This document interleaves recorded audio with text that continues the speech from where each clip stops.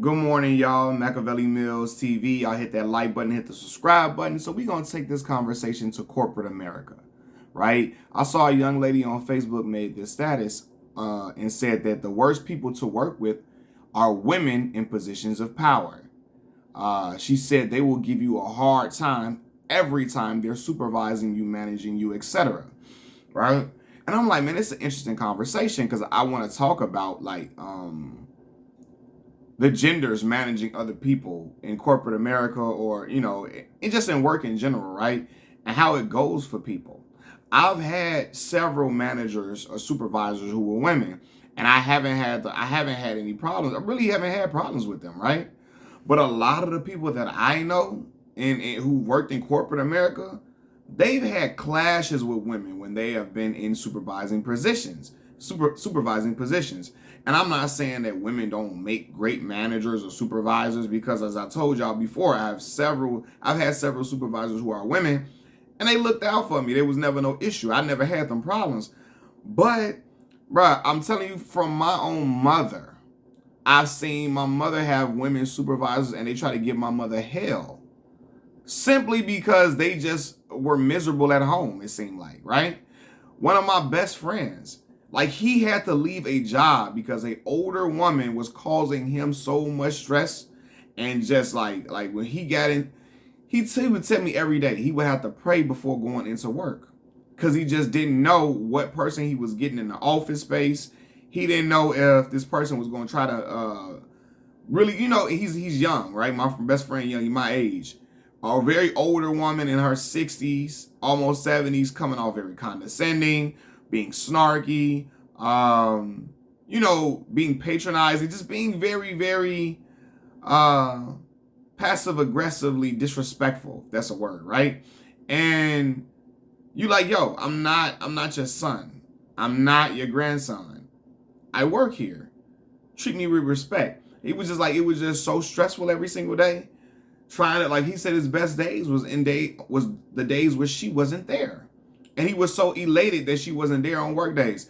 Trying to stand over his shoulder, breathing and huffing and puffing. The moment, he's not doing something exactly the way she would do it, even though he's getting it done correctly, it was always a problem. Man, I'm telling y'all, I wish I could have my mom on here to tell her story about a woman. Like, my mother is a God-fearing woman. My mom is not afraid of anybody in office spaces. She doesn't come into the workplace scared of this person, scared of this supervisor. She believes people are people and they're human beings. And I'm not going to treat a person like they're a god because it's feeding into their complex that they have at work, right? There are some people who saw my mom being like that and wanted to knock her down, like, oh, I'm gonna make her kiss my ass. I'm gonna make her scared of me. You know what I mean? And it just didn't work. And when it didn't work, I seen a woman try to sabotage my mother, give her negative reviews on stuff, pile up work on her, pile, in order to say, oh, she can't get stuff done the way I wanted to get done, and tried to get my mother removed out of there. And what saved my mother was her reputation across the workspace. She had been in different positions. And when everybody gave a review of my mother's work, they always said exemplary things about her, outstanding things about her.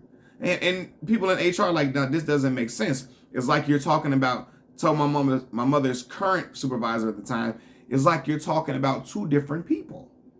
How are you saying she's terrible, she can't get things done, and everybody else in here says she gets things done in an outstanding way? They're always pleased with her work. They always pleased with her work ethic.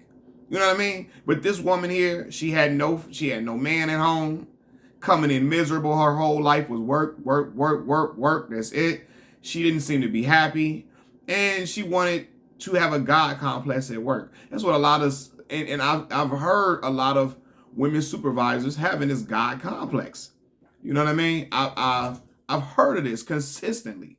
You know what I mean? And I've heard it from my sister. I heard it from, other friends of mine, some of my mama's other friends, right? Like, my auntie having these problems with, like, women in workspaces. And I'm like, yo, I don't know if it's that they don't have the control that they would like to have at home or something like that, or, the husband or whoever the man is, if they have one at home, that they run the household with an iron fist, and when they get in the job, this is their time to be in charge. This is their time to be the authoritarian. This is their time to just to be the authority figure and swing the hammer.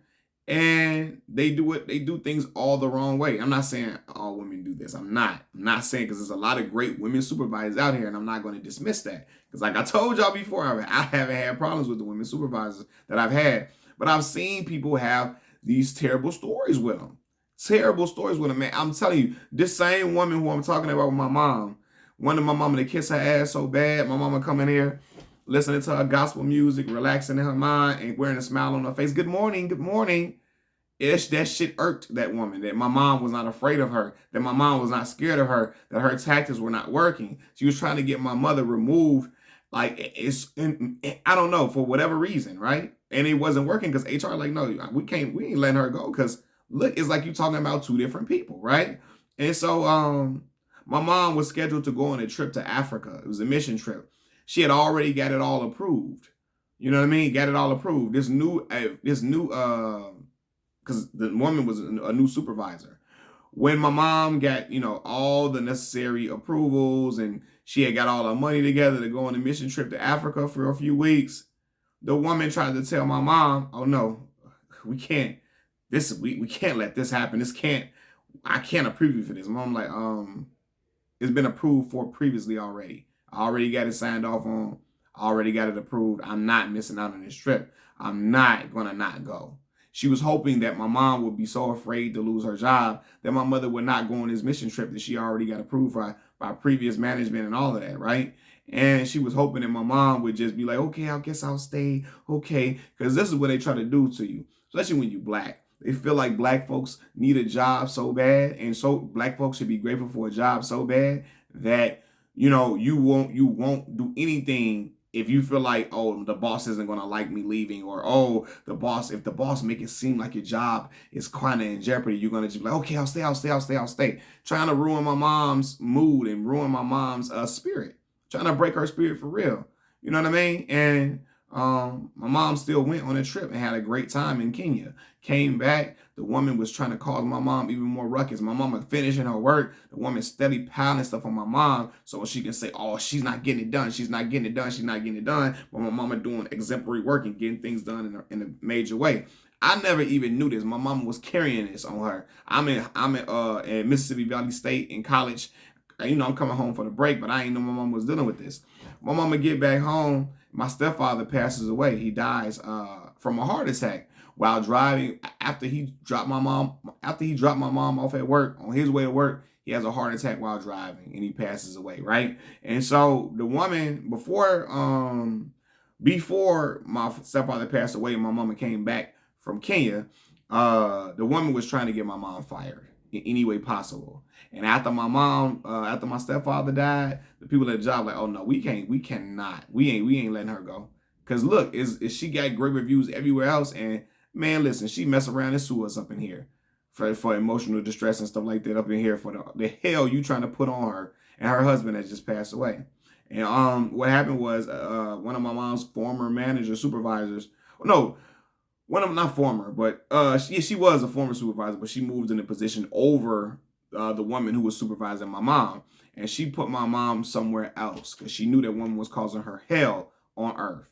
You know what I mean? But yeah, you just see this woman trying to break my mother's spirit. And the same thing happened to my homie.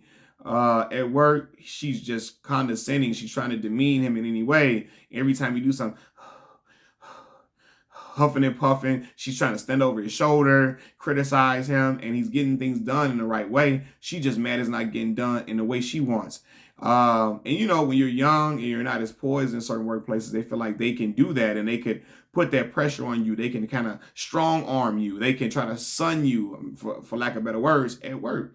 And it happens, man. And I'm just like, boy, and I've seen it again with another one of my cousins, woman supervisor, causing her hell, man. And I'll be like, yo, what is going on? And I feel like I know what it is. Not either they not happy, they miserable in their regular life, they not having any type of relief from work in any way. They coming home to an empty house or coming home to stress, and they just reflecting it, bringing that into the house, into the workplace.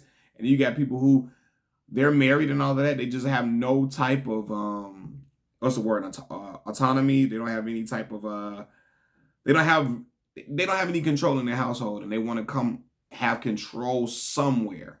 And so it happens like that. A lot of them be just so happy they in a position of power, and they can't wait to throw their weight around. And you be like, yo, what the hell? What is going on, man? And I'm gonna say this: most of the guys that my mom and my sisters and them have worked for, they all really were easygoing. They didn't try to cause them no hell. They like, listen, as long as you get your work done, we all good, man. I ain't tripping.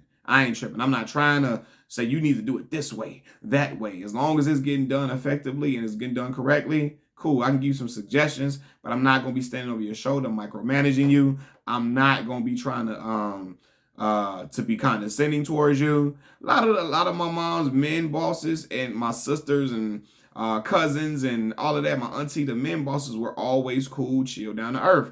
And I don't know if it's like they don't take certain stuff as seriously, as long as the work is getting done, or a lot of times, a lot of men, I'm not gonna say all of them, because there's some real asshole-ish type men in the workplace and men who are very condescending and try to encroach on other men for sure. But my mom always said it always seemed like a lot of the men, they were secure in their space of authority in any type of way, or they weren't trying to abuse it for the most part, because they just like, yo, hey man, I'm here to make this money, take it home to the family, relax, watch some sports, chill, kick back, watch a little TV, enjoy my life, rather than trying to be in here, cause and be a dictator and come off crazy in the workplace. And you see the difference in the workplace management and supervision, etc. So I'm gonna ask y'all, is there a difference between how a man supervises you and how a woman supervises you? Leave your comments in the comment section below. Like the video, subscribe to the channel. Machiavelli Mills TV. I'm out. Peace.